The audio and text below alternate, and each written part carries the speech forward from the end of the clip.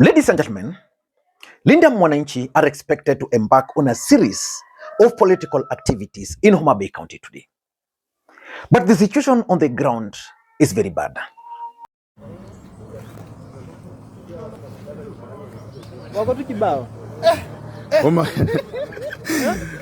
Tuko Homa Bay town. Mambo imekataa. Mambo imekataa. Wamenivua jacket. Hawataki mtu kuingia town. Jamaa wako na mapanga, wako na marungu, mawe. Wamefunga barabara zote. Kini sawa tu. Raymond Omolo, Gladys Wanga, Pondo Kaluma. Your boys are working. Wamechukua jacket yangu. So this is what the back looks like.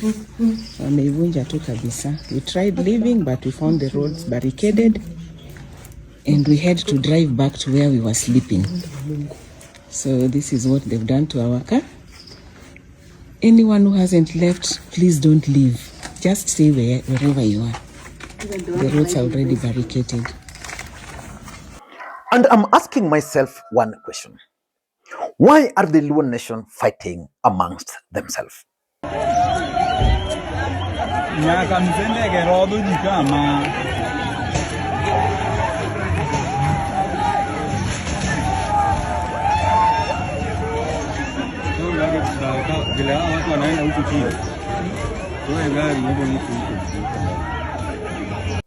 I'm asking that question because I've been wondering, what if Linda Ground or ODM just allowed Linda Mwananchi to go on with their rallies?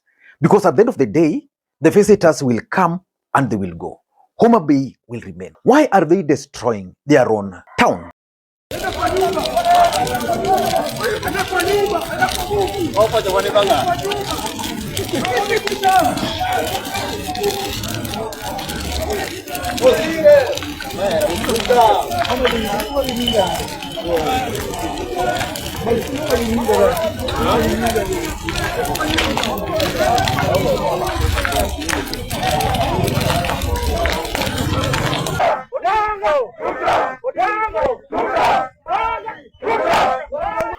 As a matter of fact, this was the situation on the ground at night.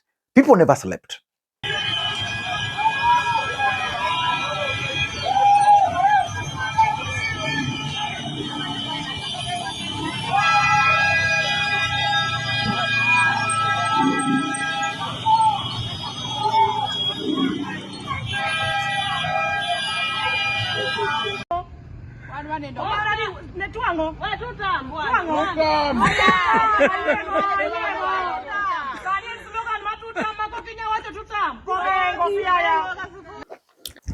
While ordinary Kenyans are fighting, the leadership are somewhere enjoying their breakfast. Great. Tuko hapa Rusinga Island, ndio tunaanza tour ya Homa Bay County. Linda Mwananchi. Kila mtu anasema ni one term. What are they really fighting against? What are they really fighting for? Because this Linda Mwananchi rally in Homa Bay was expected to be massive. Mike Sonko officially was supposed to join Linda Mwananchi during this particular tour.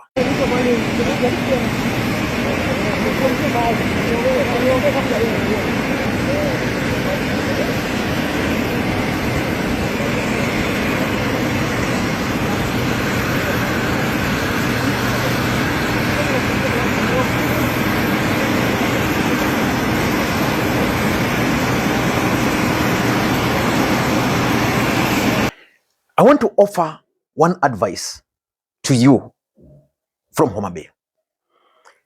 If you belong to Linda Mwananchi, please, if you want to go and attend the rally, please do so. But if you belong to ODM party or UDA, and therefore you have nothing to do with that rally, please just stay at home. There is no need going to a rally to disrupt it just because you don't agree with them. There is no honor in that. If you don't want their rallies, please just avoid it. But I know there's a situation where you'd want to go and listen. If that's what you want to go, just go and peacefully listen. But going to disrupt a political rally of an opponent is something which we should not allow. But in this video now, I want to talk about this rally because if you were to ask me, I strongly believe that the ODM brigades led by Gladys, Opondo Kaloma have actually fallen for the trap which Babu Owino and James Orengo laid for them. Before I explain to you guys why they fell for the trap, in case you're watching the channel for the first time, take a second or two, click the subscribe button so that next time we produce a video like this, YouTube will automatically notify you. And to the subscribers, I want to continue thanking you guys for your continued support.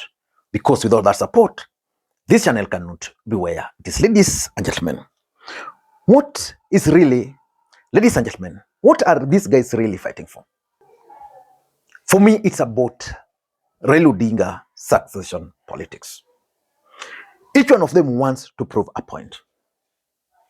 If there's one thing William Ruto has done, and you have to give credit where it is due, is the fact that William Ruto really invested in Homa Bay.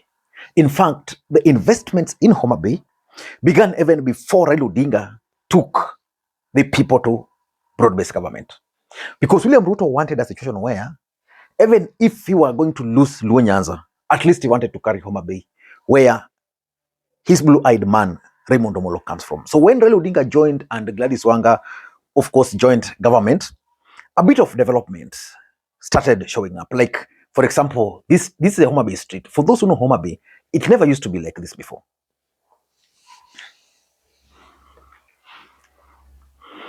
But the other camp are also coming with the intention of winning the support of the people.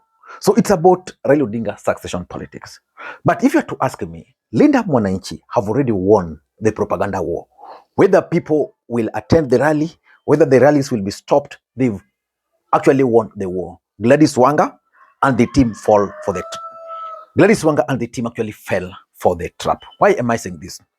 Number one, there is a narrative which some people have always tried to advance, that Luo nation is the epicenter of politics. A narrative that the Luo nation are violent. When Linda Mwananchi goes somewhere, you'll never hear them. When they were going to Kakamega, when they were going to Vihiga, they announced it a few days to the rally. But this one for Homa Bay was announced almost 3 weeks. And then the narrative that the Luo nation are violent, they started coming up with it. In fact, yesterday, I was shocked when it was clear that people are not being attacked in hotels, but that was the narrative. So Gladys Wanga and the team fell for this.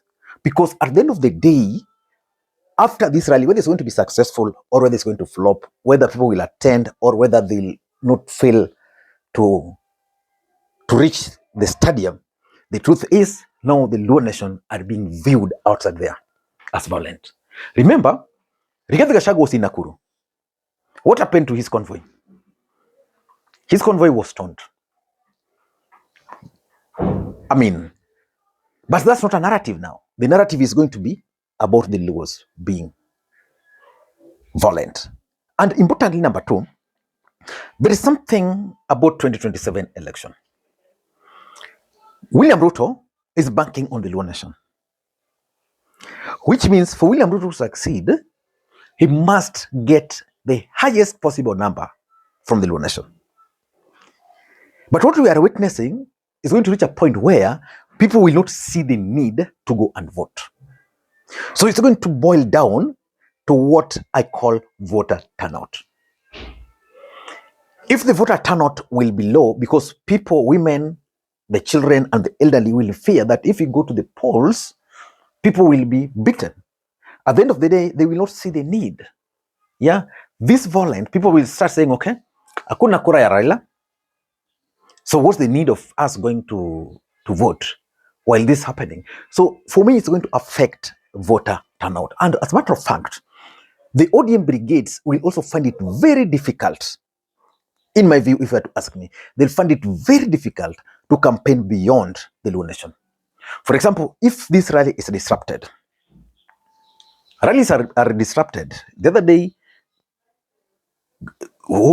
Fred Matiang'i, my friend, could not campaign in Bomet. His rally was disrupted. But this one of Nyanza is now being given special attention, which means Some people will feel that the leadership of the Luo nation, because of the reckless statements by leaders like leaders like Opondo Kaluma, how will they then now go and campaign outside Luo Nyanza? They'll also be stoned. And importantly, Linda Mwananchi have successfully now managed to get the sympathy. There's something special about Kenyans. Kenyans are rebellious by nature. That is the truth. And Kenyans tend to love people who are being oppressed. If you exercise power, Kenyans will hate you. That's why when William Ruto did not have power, they really loved him. And the moment he got power, what happened? They don't love him.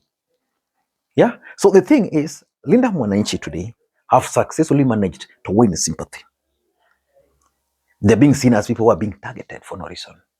So up to that point, I think Gladys Wanga and the team fell for the trap. I don't know what you think. That's my take. Until next time, Makwiny, bye-bye.